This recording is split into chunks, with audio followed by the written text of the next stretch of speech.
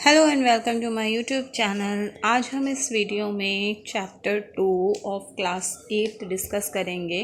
History का chapter है ये, establishment of the company power. इस वीडियो में हम इसके बारे में हम बात करेंगे कि कंपनी पावर किस तरह से इस्टेब्लिश हुई हमारे इंडिया में एंड किस तरह से हमारे इंडिया पर ब्रिटिश कंपनी ने कब्ज़ा किया। तो फर्स्ट ऑफ ऑल आता है इस टॉपिक में मर्सेंटिलिज्म। मर्सेंटिलिज्म जो वर्ड है इसका मीनिंग क्या होता है। फर्स्ट ऑफ ऑल हम ये जानने लेते हैं कि मर्सेंटिलिज्म का मीनिंग क्या होता है। इसका मीनिंग होता है कि believe in benefits of profitable trade. That means वो एक ऐसे ट्रेड में बिलीव करते हैं जो प्रॉफिटेबल होता है और सिर्फ उसमें ज़्यादा से ज़्यादा बेनिफिट मिले, प्रॉफिट मिले। तो आइडियोलॉजी की अगर हम बात करें तो जो मर्सेंटिलिज्म है उसका बेसिक प्रिंसिपल यही है कि जो भी बिजनेस एंटरप्राइज है उसको ज़्यादा से ज़्यादा प्रॉफिट वो बना सके उस ट्रेड के थ्रू, और जो ज़्यादा से ज़्यादा जो प्रॉफिट है, मैक्सिमम जो प्रॉफिट है वो तभी कमा सकता है जब वो किसी भी रॉ मटेरियल को या जो भी रॉ गुड्स हैं उनको चीप रेट पर वो ख़रीदे और उनको हायर प्राइजेस पे बेच दे। तो इस तरह से अब ये जो पॉसिबल किस तरह से हो रखा था वो अगर हम देखें तो ये सिर्फ़ और सिर्फ तब पॉसिबल हो सकता था कि जब वो अपने इंटरेस्ट को प्रोटेक्ट कर सकें, कि जो उनके कॉम्पिटिटर्स हैं उनके अगेंस्ट वो अपने इंटरेस्ट को प्रोटेक्ट कर सकें। और इस पॉलिसी में जो यूरोपियन गवर्नमेंट थी उन्होंने उनको सपोर्ट किया कि ताकि वो अपने टैरिफ्स को प्रोटेक्टिव कर सकें और अपने एक्सपोर्ट्स को जो भी उनका माल दूसरे देशों में जो जाना है उसको प्रमोट कर सकें और वो इम्पोर्ट्स पर रिस्ट्रिक्शंस लगा सकें।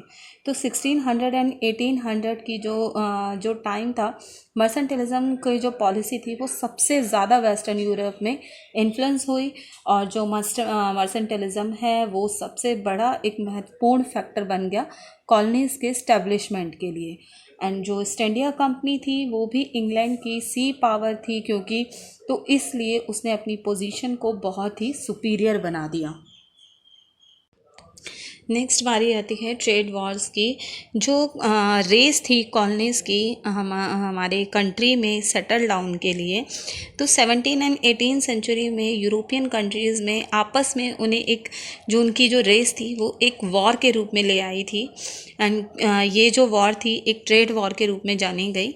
जो कंट्रीज़ थी इस ट्रेड वॉर में Portugal, Holland, France and Britain, ये सभी जो कंट्रीज़ थे, यूरोपियन कंट्रीज़ थे, इन सभी के बीच में एक ट्रेड वॉर थी। अब ये जो ट्रेड वॉर थी वो क्यों थी? हमारे इंडिया में जो cotton, silk, paper, cloves, cardamom, cinnamon, ये सभी जो हमारे स्पाइसेस थे इनकी जो क्वालिटी थी ये यूरोपियंस के लिए बहुत ही एक ग्रेट डिमांड का एक सब्जेक्ट था। यूरोप के जो लोग थे हमारे स्पाइसेस को बहुत पसंद करते थे, बहुत डिमांड करते थे। तो लेकिन यहाँ पर एक प्रॉब्लम ये थी कि जो यूरोपियन कंट्रीज़ थी वो सभी इनको ख़रीदने में इंटरेस्ट रखते थे और रिज़ल्ट में क्या हुआ, रिज़ल्ट एक कंपटीशन में चेंज हो गया, तब्दील हो गया, क्योंकि जो प्राइजेस थे वो सिर्फ़ और सिर्फ यूरोपियन कंट्रीज़ के लिए क्या था, उनको सिर्फ़ और सिर्फ प्रॉफिट कमाना था। तो वो रिड्यूस करना चाहते थे कंपनीज़ को, अपनी कंपनी को वो प्रॉफिट देना चाहते थे ताकि जो उनके प्राइस हैं वो कम से कम रेट उनको मिल सके। तो इसका जो तरीका था कि वो अपने आप को फ्लॉरिश कर सकें, इसका सिर्फ एक ही तरीका था कि वो अपने जो उनके राइवल हैं, जो राइवल कंपनीज़ हैं, उनको कंट्री से एलिमिनेट कर दें, इस कंपटीशन से एलिमिनेट कर दें और अपने आप को वो मोनोपोलाई करें ताकि वो जो प्रॉफिटेबल ट्रेड है वो सिर्फ और सिर्फ उनके हाथ में हो। तो ये एक बैटल छिड़ गई थी सभी कंपनीज़ के बीच में, यूरोपियन कंट्रीज़ के बीच में। तो जो ट्रेड था उसको प्रोटेक्ट किया जा रहा था आर्म्स के थ्रू, ट्रेडिंग पोर्ट्स के थ्रू, और उन सभी को एक बहुत ही ज़्यादा और ज़्यादा फोर्टिफाइड बनाया जा रहा था, दृढ़ बनाया जा रहा था उनको। अगर हम 17 और 18 सेंचुरी में देखें तो जो ये कंपनी थी वो रेगुलरली एक दूसरे को डोमिनेट करती थी, एक दूसरे को क्योंकि एलिमिनेट करने के लिए वो सारे रास्ते अपनाती थी, सारे टैक्टिक्स यूज़ किया करते थे, लाइक ब्लॉकेड रूट्स हो गए, सैंक ईच अदर हो गए, दैट मीन्स एक दूसरे के शिप्स को डुबो खो देना, और इस तरह के वो अपने एक दूसरे को नुकसान पहुंचाने के कोई मौका नहीं छोड़ते थे, ताकि वो एक दूसरे की जो सप्लाई है गुड्स की वो उसको रोक सकें। और उनको एक दूसरे को इस तरह से बहुत सारे उनको काफ़ी परेशानियों का भी सामना करना पड़ता था। और दूसरी चीज़, जो लोकल रूलर थे उनकी तरफ से भी उनको प्रोटेस्ट झेलना पड़ता था। नेक्स्ट जो चीज़ आती है वो हमारी पोर्टुगीज़ के लिए। पोर्टुगीज़ जो थे वो हमारे इंडिया में सबसे पहले थे जिन्होंने हमारे यहाँ इंडिया में ट्रेडिंग सेंटर्स को सेटअप किया, स्टैब्लिश किया। उनके जो ट्रेडिंग सेंटर थे वो कोचीन, गोवा, दमन एंड दीव में थे। और अगर हम देखें तो उन्होंने ही वर्चुअली मोनोपोलाई को एंजॉय किया था। अबाउट अ सेंचुरी, करीब 1 सेंचुरी तक उन्होंने इस सुपीरियरिटी को अपनी पावर को एंजॉय किया। और जो उनकी सुपीरियरिटी थी वो आर्म्ड शिप्स थे, जो उनकी नेविगेशनल स्किल्स थी, उन्हें सी का, इन स्किल्स ने उनको सी का, समुद्र का मालिक बना दिया था, मास्टर बना दिया था। एंड उनको और जो उनकी ट्रेडिंग कंसेशंस थे उसमें भी सिक्योर करने में जो मुग़ल एम्परर्स थे वहाँ से उनसे उनको ट्रेडिंग कंसेशन भी मिलना, उससे सिक्योरिटी मिली उन्हें। एंड जो ब्रिटिश एंड जो डच थे वो उनकी मोनोपोलाई को बहुत बाद में तोड़ पाए, जब उन्होंने जब हमारे इंडियन पोजीशन जो थे, पोर्टुगीज़ जो थे यहाँ पर कब्ज़ा कर लिया था। जब हमारे इंडिया में ब्रिटिश आ गए थे तो उन्होंने काफ़ी बाद में उन्हें एक तरीके से एलिमिनेट कर दिया था। डच की अगर हम बात करें तो इंडियन ट्रेड को डच ने भी अट्रैक्ट किया। डच को भी इंडिया ट्रेड ने अट्रैक्ट किया। जो डच थे उन्होंने डच ईस्ट इंडिया कंपनी को इस्टेब्लिश किया हमारे इंडिया में 1602 में। और जो उनके इस्टेब्लिश जो उनके ट्रेडिंग सेंटर थे वो पुलिकाट, सूरत, चिनसुरा, कासिम बाज़ार, पटना, नागापट्टनम एंड कोचीन थे। इन्होंने भी काफ़ी कंपटीशन फेस किया ब्रिटिश की तरफ से, और इनके जो राइवलरी थे वो सीरियस रहे 1759 तक, ये बहुत सीरियस रहे। बट फाइनली ब्रिटिश ने उनको 1759 में निकाल दिया, यहाँ से एक्सपेल कर दिया, एलिमिनेट कर दिया यहाँ से। ब्रिटिश को भी पोर्टुगीज़ जब आए यहाँ पर और आफ्टर डच, तो पोर्टुगीज़ और डच के बाद में ब्रिटिश भी हमारे इंडियन ट्रेड से, हमारे इंडियन स्पाइसेस से दूर नहीं रह पाए, हमारे ट्रेड से। तो 1600 में ऑन 31 दिसंबर को क्वीन एलिज़ाबेथ ने एक रॉयल चार्टर ग्रांट कर दिया, जो कि क्वीन एलिज़ाबेथ फर्स्ट थी ऑन दैट टाइम। एंड उन्होंने एक रॉयल चार्टर इस्टेब्लिश कर दिया, British east India company establish कर सकती थी। और ये ग्रांट था एक कि जो ब्रिटिश ईस्ट इंडिया कंपनी है वो ईस्ट में जाकर अपना ट्रेड कर सकती है, ईस्ट में अपनी कंपनी इस्टेब्लिश कर सकती है और ट्रेड कर सकती है। इसका मतलब ये नहीं था कि जो बाकी के जो ग्रुप्स हैं, ट्रेडिंग ग्रुप हैं इंग्लैंड के, वो उनके साथ में ईस्ट इंडिया कंपनी के साथ में किसी भी तरीके का कोई चैलेंज या कोई कम्पीट करेंगे उनके साथ में, किसी भी तरीके से नहीं।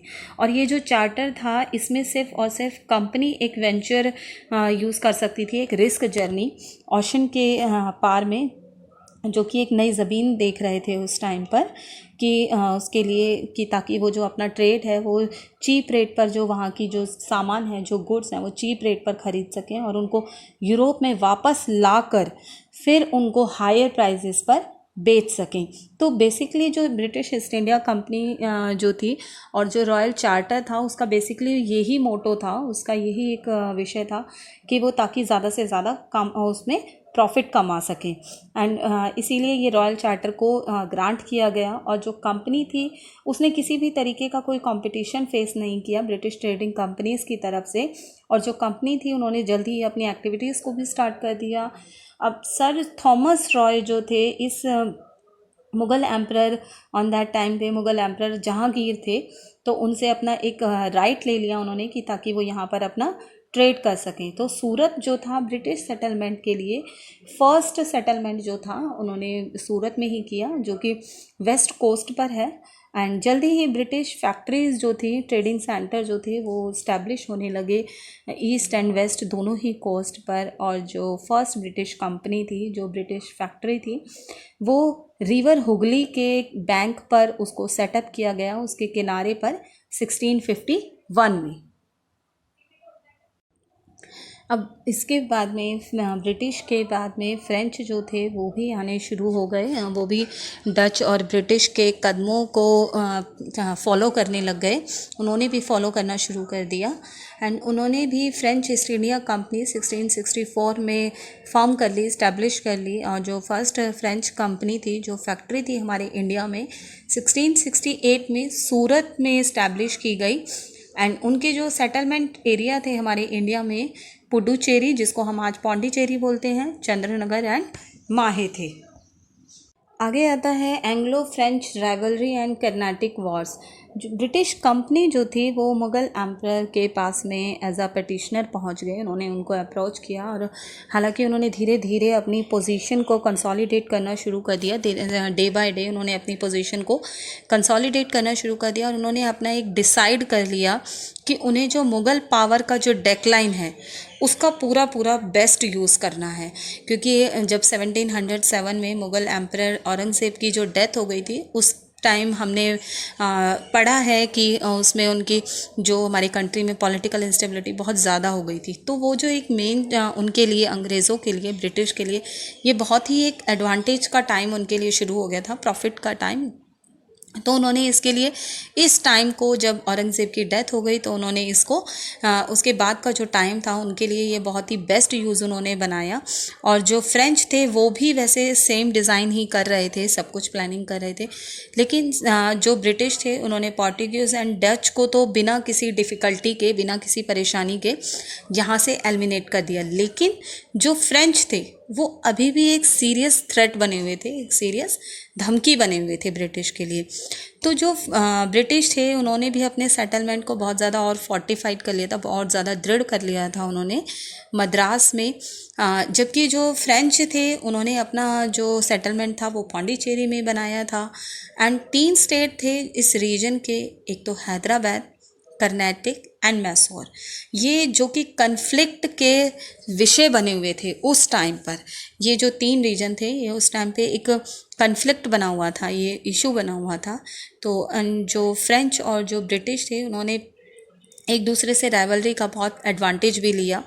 उन्होंने अपने आप को अलाइड कर लिया दूसरे राइवल ग्रुप्स के साथ में, उनके साथ में मिला लिया। अलाइड मतलब एक ग्रुप बना लिया, दूसरे जो उनके एक दूसरे के जो राइवल थे उनके साथ में उन्होंने एक दूसरे को, अपने आप को मिला लिया। एंड क्योंकि अब जो ये टाइम था वो एक बहुत ही बड़ा पॉलिटिकल सीन बन चुका था हमारे इंडिया में, और जो वॉर थी वो शुरू हो गई थी फ्रेंच और ब्रिटिश के बीच में। और जो ये वॉर थी, यही वॉर कर्नाटिक वॉर के नाम से जानी गई। आज की वीडियो में बस इतना ही। आगे का जो हमारा टॉपिक है हम उसको नेक्स्ट वीडियो में पार्ट 2 में डिस्कस करेंगे। Thanks for watching. Please like, share and subscribe my channel.